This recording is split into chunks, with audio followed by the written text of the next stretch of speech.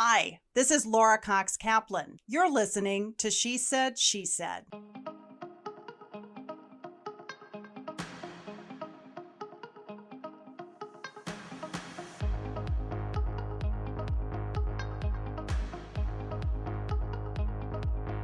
Ginny Flynn Brzezinski is the co-author of a terrific book called Comeback Careers: Rethink, Refresh, Reinvent Your Success at 40, 50, and Beyond. Like so many women, Ginny took a career break and a detour to be more present for her kids after having worked in politics on Capitol Hill. But when she got ready to relaunch herself into more substantial work after that break, she found that transition really tricky. Now, given how common career breaks and detours are for women, there still aren't as many great resources to support us as we pivot, including pivoting with those shifts that are forced upon you. Things like layoffs, downsizing, getting fired, and also caring for kids and loved ones. This book, Ginny's book, taps into and addresses so many topics related to women at mid-career or second career phases, or women coming back to work after an extended break. Ginny's sister-in-law is Morning Joe's Mika Brzezinski. Mika is also the author and creator of Know Your Value, but it was Ginny who inspired the idea of really digging into this notion of comeback careers. Now, one caveat. If you're listening today and thinking, okay, this really doesn't apply to me. I'm in my 20s or 30s. This is just not relevant. But let me tell you why it is. It's really important that younger women be aware of and plan for these career junctures, especially those junctures that you won't necessarily know are coming. Some can be forced upon you, as I said before, or like mine, can be more about stretching yourself and finding new ways to have an impact. Even when you are making the choice to leave a job, there can be distinct challenges associated with that. So if you're on the younger side, please stay with me. I think you'll find our conversation with Ginny really, really valuable. I should also mention, I'm grateful that Ginny and Mika included my own career transition story in the book. My story, of course, led to the creation of She Said, She Said, and brings us here today. So with that, Ginny, welcome to She Said, She Said. Laura, it's so great to be here and to see you again. It's been a long time. It has been a long time. Ginny and I worked together, sort of together as press secretaries for senators at the same time, but we have not seen each other in person in about 20 years. I know, and you still look the same. You do too. You look better, I think. Thank you. You're so welcome. You're so welcome. So I am so delighted to be here to talk to you about this incredible book today. There's a great story about how this book came about. Tell me that story. So my sister-in-law is Mika Brzezinski of Morning Joe, and she has a movement called Know Your Value, where she advises women through books and her website and conferences on how to get a promotion or ask for a raise and be paid what they're worth. And she addresses a lot of challenges for women in their careers. But her advice to me had always seemed like it was geared towards women who are in their 20s or 30s, and as well toward women who always leaned in. And so one day I just turned 50. Both of my kids were within a couple years of leaving the home. And I had been working in real estate for about 8 years. And I thought to myself, when the kids leave home, it'll just be me and my real estate career. And that is not what I want to be doing for the next 20 years. But I don't know exactly how to figure out what I do want to do. And I thought, Mika's got this great Know Your Value movement, but I don't even know what my value is. I don't know what I would add to an organization. I don't know how I would go about finding a job. I have no idea where my resume is. So all these questions. So it was like 7 o'clock in the morning, and I texted Mika, who was on the set of Morning Joe at the time. And somehow she managed to text me back. And I'm literally watching her live on TV and I can't see her hands, but I'm thinking she is texting me back as she is like interviewing somebody. I mean, I don't know how she does everything she does, but she texted me back and she said, great, let's do something together. And why don't we write a book? And I'm looking at my phone going, she cannot be serious, because I've written press releases, I've written blog posts, I have never written a book. So I thought maybe she just means like an ebook or like a manual or, a little brochure. Right. And so I said, sure, sounds good. And turns out she was serious, and we wrote a book called Comeback Careers, about refreshing, reinventing, and rebooting your career after time off, or after, you hit a plateau, or how to reinvent your success. Now, am I recalling correctly that you not only wrote the book, but you wrote the book in something like 60 days? Well, that was her initial request. She's conveniently forgotten that at this point. She likes to tell the story that I was resistant about writing a book. But what I was resistant about was being told that it had to be done in 60 days. Because, who really writes a book in 60 days? I don't think even like Tom Clancy can write a book in 60 days. Right. So when we got through that little hurdle, we were good to go. Yeah. Okay, so you go really deep into the research. You talk to a very broad range of people, from women who are experiencing these career pivots at different stages to consultants and coaches and all sorts of people that you talk to. For you, as you began to dig into this, what was your biggest aha moment? You were living this yourself, but was there anything that surprised you as you started digging into the research that maybe you hadn't thought about?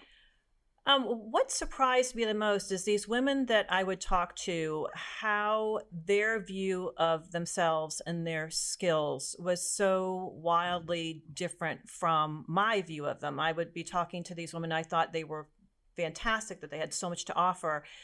And their insecurities and their lack of confidence in what they could do or what they could add to an organization was so limited. They just didn't believe in themselves. And that surprised me, because they just seemed fabulous. So I think that was really one of the areas that I felt like we needed to get into in the book, is confidence. Mm-hmm. And was that true for you as well? When you heard people say that to you, was it reaffirming? It was surprising, because you assume that this person that you're looking at is very confident, but was it reaffirming to you? Were you having those same sorts of feelings about yourself? Yes. Part of my feeling was confusion over, well, I don't want to do real estate anymore, but I'm not quite sure what I can do. And certainly my skills dating back to working in the Senate, the world of communications has changed so much. I wasn't quite sure how, where my transferable skills were, or where I would add value. So in that way, it was definitely a confidence issue. And for Mika to say to me, let's write a book together, certainly that, there was imposter syndrome, for me with that, because I thought I have no business writing a book. And a friend of mine said to me, look, you just take this one step at a time. Right. Don't think of this as writing a book, because every time I thought 200 pages, like my eyes would roll back in my head and I would think I can't do this. But I took it one chapter at a time. And the other thing that I read, for anybody who's considering writing a book that will make you feel a little bit better, is anybody who's written a book will tell you that their first draft is terrible. Their second draft probably is terrible too. Just write, and then you go back and you go through the edit process and you do it over and over again. And in my case, over and over and over again. But it was a confidence issue. And then, taking the risk and saying yes to this project, there were many times when I felt like an imposter. And And also to be able to tell somebody, hey, somebody says, what are you doing? You go, I'm writing a book. They're like, yeah, sure you are. Because people like look at you like you're crazy, like you're like the lady with the 60 cats.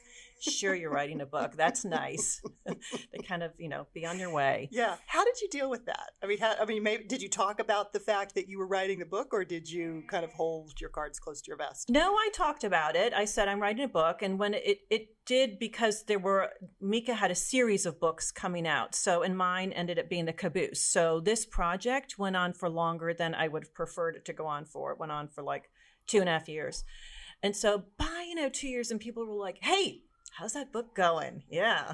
And I'd be like, it's in editing. We're getting through it. Writing a book is one of those things where unless you've already written a book, when you say you're writing a book, people are like, yeah, sure. Was it hard at all? And this may be an unfair question, but as I was reading the book and thinking about you and you're writing the book and sort of knowing a bit of the history behind how it came together, was it hard for you in the fact that you didn't necessarily have all the answers, right? Like you're the person writing the book to tell people, here's how you do it. And yet you yourself were struggling with the answers. Was that hard? Oh, it was very hard, but it was also, I was going through it. So It was my first person account of what I was going through. Like when I had to figure out how to do my pitch. I mean, that was the most uncomfortable thing I've ever been through. But it was good because in my zigzag career, I've paused, I've pivoted, I took time off for 7 years, went back to work, but in a completely different industry. And then I wanted to pivot after that. So I've been through all of this, and I talked to so many people, not only women who had been through this, but career coaches, people who help write LinkedIn profiles, people who, are executive recruiters, HR people. And so I learned so much about careers and career communications. It was a great experience, both for me to be able to figure out my own path, but also to be able to help people figure out theirs. Yeah. Confidence is such a big piece of this. You talk about this in the book. You and I have talked about what a big role it plays for women. Talk about your own experience and what happened to your confidence and what you have come to learn about other women that have gone through this process. What happens to our confidence? Why does it bottom out? So I think that if you've paused your career and you've been home with your kids, for so many of us, our confidence and our identity really circles around, especially in a place like Washington or any, cities like this. Our confidence really centers around your identity as a Senate press secretary or a lobbyist or whatever it is you do. And when you tell somebody that you are a stay-at-home parent, it kind of, whether you're at a cocktail party or whether, you're on the playground, and I hate to say it, but in a place like DC, people are kind of like, oh, that's nice, and they move on. Right. And so that does not help with your confidence. She can do nothing for me. Right, so exactly. I'll tell you, when I first stayed home with my kids, I was at a brunch, and I had, whenever I had told people what I did when I was on the Hill, people were like, ooh, and, they wanted to talk to you. When I told this man that I was seated next to at the brunch, that I was home with my kids for a couple years, he looked at me and he said, what do you do all day? And I literally wanted to take a fork and stick it in his forehead, because for anybody who has kids, whether you're working or not, you know that there is a lot that you do all day long. But back to the confidence part, it's things like that really zap your confidence. And you refer to those instances maybe as triggers, right? Oh, absolutely. These are triggering. So talk about what you mean by triggering. We all know what the mommy wars are, and it is triggering to have somebody really look down on what you're doing if you've chosen to stay home and you don't have any paid income. Maybe you're doing projects, pro bono work. Maybe you're, working as a volunteer for your community or for the school. It does trigger your lack of confidence when somebody says what you do and you kind of stammer through, well, I'm home with my kids. But the one way, if you are looking to return to work, to build that confidence back up, is to get your skills up to date, learn and make sure you're relevant in whatever you're looking to get back into, to become a subject matter expert at whatever the field is that you want to return to start having conversations with people who are in that area and say, well, what thought leaders should I be following on LinkedIn? What are you reading? What should I be reading? What should I be doing? That really helps to get your confidence piece back up. And so that is helpful. But the other thing that's really helpful is to really identify what are your transferable skills? What can you bring to an organization? And also to look at your unpaid work and think about, what have I done in the community or in my volunteer work that could be a skill that I could say I have when I want to return to work, whether it is, if you've been a leader in a volunteer organization, you have a soft skill of persuasion, which, as anybody who has led a volunteer organization will tell you, it takes a lot more to motivate volunteers than it does to motivate people who actually work for you and get paid. And that is a huge skill for employers to see. So things like that. And that helps build your confidence. When you can say, yes, I've been home. I took time off to be with my kids. Now I'm ready to get back to work, and here's what I've been doing. And you can say what you've been doing, and you can say what your skills are that can add value to wherever you're going. That helps build your confidence. Right. You talk about triggers, and there are triggers for the person who's potentially getting back into the workforce or pursuing something, but there are also triggers for the people who are not quite ready to go back to the workforce, or maybe threatened by the fact that you have decided to go back to the workforce. How do you navigate? You refer to it as the mommy wars, which I think is a perfect way to put it. How do you navigate sort of the social politics around different choices and feeling judged regardless of what you do and how you do it? How do you navigate that? Well, I think that you just need to keep in mind who you're talking to, and just be careful about saying that one choice is better than another, because it's not. Everybody's choice is right for them.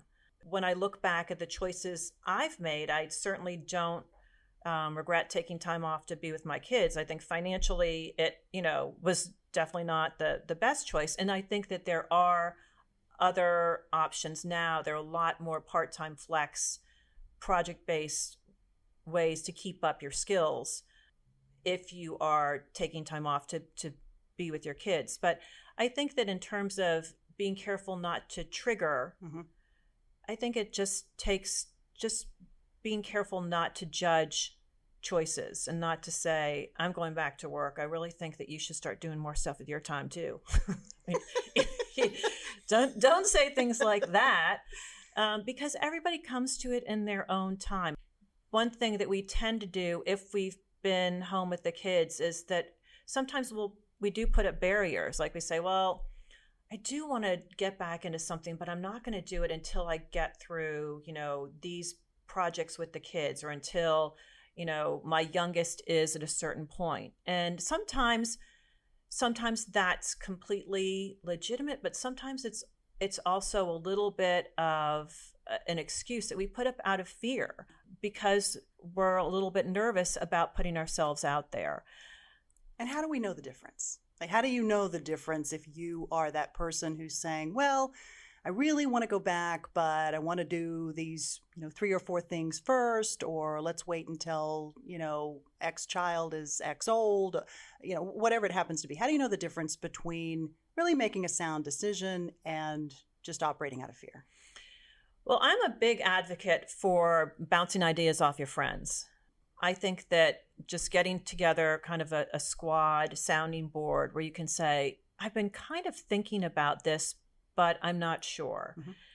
And they can say, well, we think that you are really good at X, Y, and Z. Like, I have a friend who is phenomenal at interior design, and I've always thought that she should do something with that. But there's always been a reason why not. And so I think if she ever said to me, I'm thinking about it, but I'm not sure, well, I would say to her, well, why don't you just test out, like help somebody for free where nothing's on the line. You're not like going out and starting a whole new business. but just test out and see how you like it and see if you do have the time, because sometimes we can say we don't have the time, but that's just a little bit of an excuse. And sometimes we're not. Sometimes people aren't ready. But there are sometimes when you have to be ready because you need the income and you need to figure out what you're going to do and figure it out pretty fast. Yeah, absolutely. As I mentioned before, you provide so many great, really tactical tips in this book, including some things that surprised me. Let's talk about really what's the first thing that you do when you decide that you want to jump back in? Well, the first thing before you do anything else is you need to figure out what it is you want to do. Right. And that's so important because, for example, I could say, well, I was a press secretary in the Hill. I want to go back and be a Senate press secretary again. And maybe I do. But the thing is that it's been a while. Maybe I've changed. Maybe my schedule has changed. Maybe what I want from work has changed. And certainly the whole world of work has changed. So I need to kind of dig deeper into that. And what was it about what I did that I love so much? What are my skills now? What skills have I developed since then? And what would my ideal work look like? Like, do I want to work in an office? Do I want to work part-time? Do I want to work full-time? Do I want to have more control over my schedule? And then kind of put all those things together and start talking to people saying, this is what the type of thing I want to do.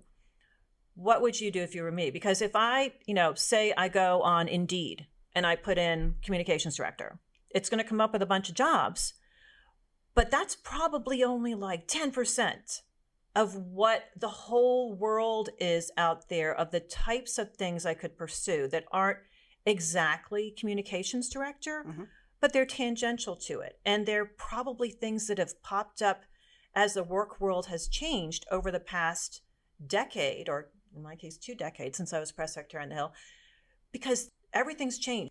And sometimes it helps in finding what you want to do to get a career coach, because they know the landscape now and they can kind of help you identify.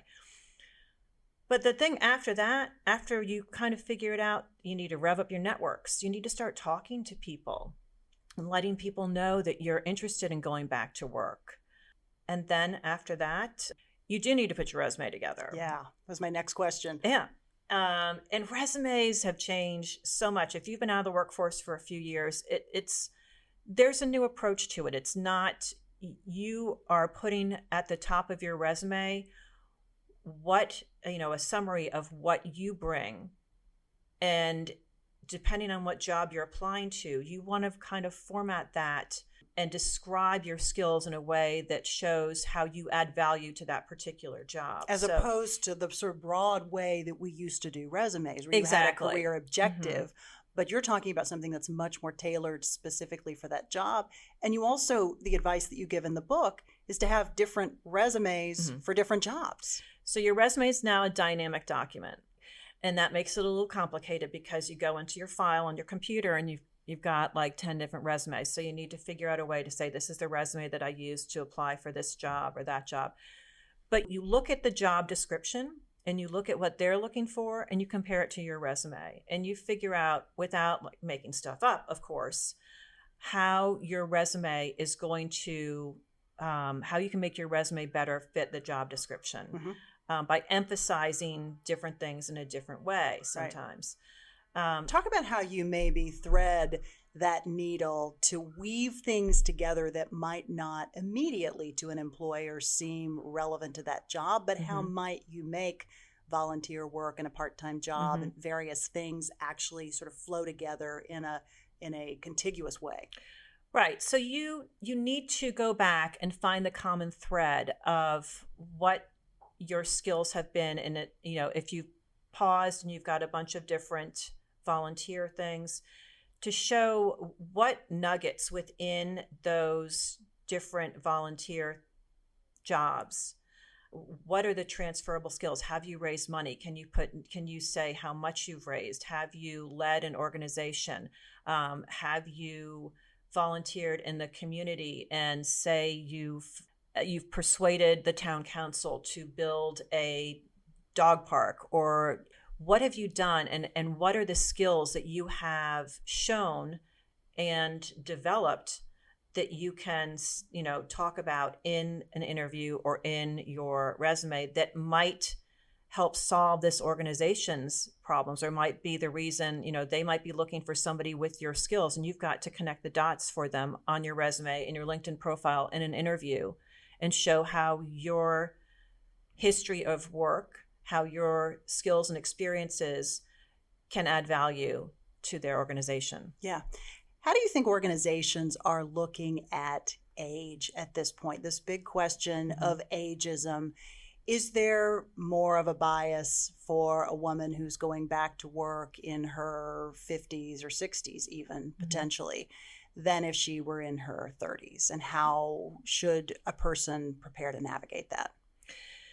So ageism is definitely an issue for men and for women. I think for women, it starts a little earlier. We heard stories about people being restructured out of jobs when they turned 50, and the organization would then turn around and hire 3 people for the same amount of money they were paying that person. We heard stories of women who did not even get interviews because they felt it was because of their age. And we heard stories of resumes that somebody found out later on had written on it TO for too old. Oh, wow. Right. So it's a problem, and it is illegal, but no one's going to come out and say, I'm not hiring you because you're 55.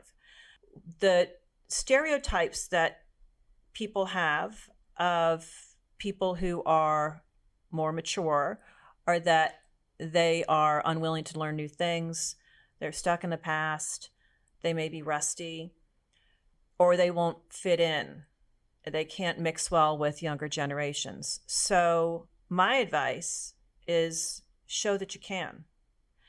Make sure your skills are up to date. It's so easy. If you are on LinkedIn, you can join LinkedIn Premium for like $29 a month. They have 15,000 courses that you can take, whether it is learning about social media, whether it is learning how to write a speech, whether it is learning about the Google Suite, things that you might need to know, like Basecamp or Slack. There are different things that you need to know and be up to date on. You can do that very easily like that. By doing those things, also, you're showing that you're willing to learn and you're constantly updating yourself. And that's important. And the other thing, of course, is to keep your subject matter expertise up to date. And then, you hear all kinds of things about show energy and make sure you're not wearing glasses that date you, or your hairstyle doesn't date you. Right. And, that is important. I hate to say the superficial things don't matter, because they do. It helps if you can make sure that you don't have to wear clothes that a 20-year-old would wear. I would recommend you didn't. Right. God forbid. But you have to look current. Right. You have to read current. And if you can fight back against those stereotypes, I think it helps a lot. But there are certain industries that are a lot more ageist than others. And there are industries that are much better. But the good news is that there are a lot of industries that are now really seeking to diversify at the top. And they've had a pipeline of women who have peeled off along the way for a lot of different reasons. They've either gone part-time, they've downsized, they've gotten off altogether. And so there are a lot of industries and companies that are eager to get people back, women particularly, back into the workforce. What are some examples of those industries where you saw real opportunities for women who were more experienced? Financial services. The tech industry is eager to get women back in.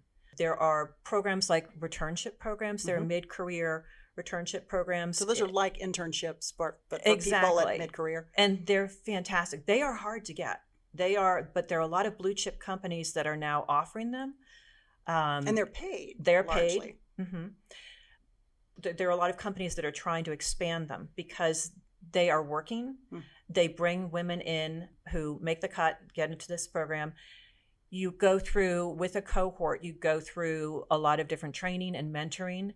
And then at the end, you may be assigned to a project, you may be assigned to a role, it depends. And then at the end of a certain period of time, sometimes it's 3 months, 6 months, you're either hired or you've got something on your resume that you can now go and say, I've done this. I think the rate of people being hired from this program is like 85%. Wow. And a lot of the banks have done this. A lot of financial services firms have done this. There's a whole movement in the STEM industry to get women back in, and they're doing it in ways like this. And the companies want more diversity. Diverse teams do better. Mm-hmm. And so this is one way. And this is going to help women who want to get back in. And multi-generational teams also do better. Mm-hmm. So, while many of the women who go through those mid-career internship type programs get hired, in other instances, I assume that rejection can be pretty high. As you start sending out your resume and going on interviews, you can probably expect for there to be rejection, just like there would be in any other context in which you were looking for a job. But because you're recovering from maybe a confidence slump in many cases you talk about in the book, what's your advice for bouncing back from potentially repeated rejection that may come? So it's hard. I mean, a friend of mine who went through this, she was on a 13-year career break to raise her daughter. She had been in the energy industry in government affairs. And this is Laura. This is Laura. Mika's best friend. You talk about her in the book. Yes, exactly. Laura she'd spent a lot, she'll tell you she spent a couple years, but she didn't really full-time look. When she really put the pedal to the metal on looking, she probably spent a good 6 to 9 months. But she says that she had a file of rejection letters, and it is hard, but you just have to be resilient, go back at it, try and learn from what you've done. One thing that Laura did that is the whole reason I think that she was able to get back to work is she kept track of that industry on an almost granular basis from reading, the CEO's letters to the investors. I mean, she read and kept up with everything. She went to conferences when she could. And so when she started interviewing for this position with GE, she was able to talk about what was going on there with a good degree of authority. And I have to say about GE and the HR people there who gave her a shot, I mean, they are amazing for doing that. There are more and more companies that are willing to overlook a career pause, but kudos to GE for being willing to do that. Absolutely. How about the working relationship with Mika, working on a project with someone? I mean, in your case, it's your sister-in-law, but in other cases, it might be a friend or somebody that you go into business with. Did you guys set ground rules before you started on this project to think about, okay, how do we preserve the relationship? I know there's some funny stories. I can't remember if they were in the book or in one of the interviews that I watched you two do, but there were some tricky moments over the course of putting this book together. Talk about that experience. Yeah. And advice for other people who might find themselves working with a family member or a friend. Mika is extraordinarily busy. So, she kind of set me off on this project on my own, which was kind of scary because I'd never written a book before. But the good news about working with Mika for me was that I could pick up the phone and say, can I interview you? I'm working on a book with Mika Brzezinski, and that name would open doors. Mm-hmm. But in terms of working with a friend or with a relative, yeah, I mean, you have to be careful because, if we were at different stress points or whatever, when I would, at one point I said to her, and I probably picked the worst day in the world to tell her this, I was like, I think I need a lot more time to get through this next edit. And, you need to be careful that any kind of tension that's going on in a partnership or a business relationship doesn't bleed into other areas.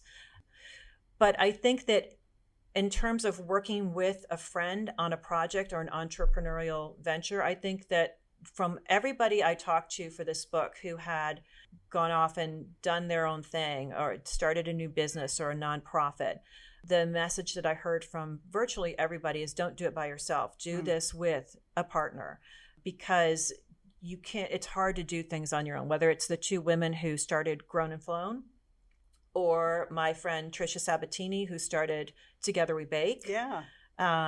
They all really said doing stuff on your own is too difficult. To be able to do it with a friend who you can bounce ideas off of, who can take over when, you know, you're having a tough day, is the way to go. Yeah. Was there a part of the book that was harder to write than other parts of the book? Probably telling my own story was more difficult than than researching and coming up with how people, you know, put together LinkedIn profiles or work on resumes or have their best interviews. I think for anybody, telling your story is tough. So that was probably more challenging. And also because I'm much more of a private person than Mika is.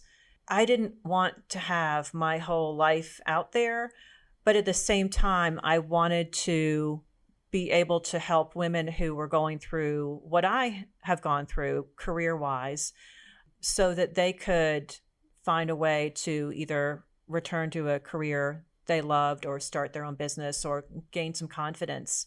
Yeah. Was there anything that surprised you about yourself, or anything that you learned about yourself that maybe you're like, I wouldn't have known that had I not gone through this process? I guess just writing a book really surprised me. But I also, what I found in writing a book was how much time you spend alone when you're writing a book. And the one thing I did discover, while I do like having some time to myself, I really need to be with a team of people. I'm a very social person, and when you write a book, you have to spend so much time just focused by yourself. Certainly I was interviewing people. A lot of that was by phone, but I love working with a team on a mission, and writing a book is a very different way of working than working together with a team on a mission. Would you do it again? Would you write another book? I don't know. If I can figure out what I want to write about, probably. Writing in somebody else's voice is a bit of a challenge. Right. I read all of Mika's books and I tried to do it in her voice, but all of my friends have said to me, we hear your voice coming through in this book. Yeah. So why did you guys make that decision? I mean, I know she has a very high profile, but I was curious as to why you might not have picked different sections to write, some in her voice, some in your voice. And I assume you guys probably talked about that. Why did you make the decision that you did? That was the editor's call. The editor wanted it that way. There was one book that Mika did called Obsessed, which was about, eating disorders and what she calls her obsession with food. But she did that. I think they divided up chapter by chapter, and Mika's views and her co-author's views. And I think the editor felt like it would flow better if it was in Mika's voice. And of course, since many more people know who Mika is, that they would take her advice before they'd take mine. So that was a lot of the unfair, reason. But yeah, a little unfair. It works really well. But she was lucky to have you, to actually have you pull this together. Well, I was lucky that she wanted to do this. I mean, it really worked out well, because I think at the same time she had been feeling like that Know Your Value needed to come full circle and go, she was talking to Daniela Pierre Bravo, who works with her. And Daniela was focusing on the beginning of your career in a book called Earn It. And so this really bookended it nicely. I think that this is a group that we don't, especially, I feel like Gen X is like the lost generation. People talk about the millennials and the baby boomers all talk about themselves, but no one's talking to Gen X. Right. And I'm kind of on the cusp. So I think that Gen X and the younger baby boomers really needed to have something geared toward us, because when you're in your 40s or 50s or 60s, your career challenges are going to be a lot different than when you're younger. Sure, absolutely. What should the young women who are in their 20s and 30s really take away from our conversation, from this book? Why should they pay attention to what you're talking about? So if you had told me when I was working in the Senate that I was going to off ramp and take 7 years off with my kids and then become a realtor for 8 years, I would have told you you were out of your mind. No one really ever plans for things like this. The whole reason that I off ramped was because I had a 1-year-old and I was 7 months pregnant with my second. And then my boss lost his reelection bid. And so I went home to change diapers because the thought of trying to find a new job and then tell that person I was going to need a 3-month maternity leave, and maybe I could have pulled that off in 2020, but in the year 2000 it wasn't going to work. I went home to change diapers and my House counterpart, Ari Fleischer, went on to become White House press secretary. Right. So I never expected this. And so if you're in your 20s, in your 30s, and you're very focused on your career, maybe you won't, when you have a family, maybe you won't take time off. Maybe you'll find a way around it, but plan. Do things like keep track of all of your signature wins, is what one of the career coaches calls them. Keep a list of what you've done. Keep your resume up to date. Keep your LinkedIn profile up to date. And if you do decide that you're going to take some time off, then you have that to go back to. And today, the good news is if you are going to take some, going to pause your career for a while, there are so many resources for you and ways to do project-based work, to do flex work, to kind of keep up your skills and keep your toe in the water while you're home with your kids, and maybe keep an income stream going. So there are ways to do it, but even if you think, I will never, ever do that, just be ready, because you never know. I never thought I was going to do it either. Right. And then I ended up doing it for 7 years. And when I wanted to get back in, I decided that I just wanted a no commute way. And I should have thought that through more and gone back into what I really loved. But, so different decision points like that, really think them through. Yeah. Your experience was different than mine. You were kind enough to reach out and talk to me about my own story for the book, which I really appreciated.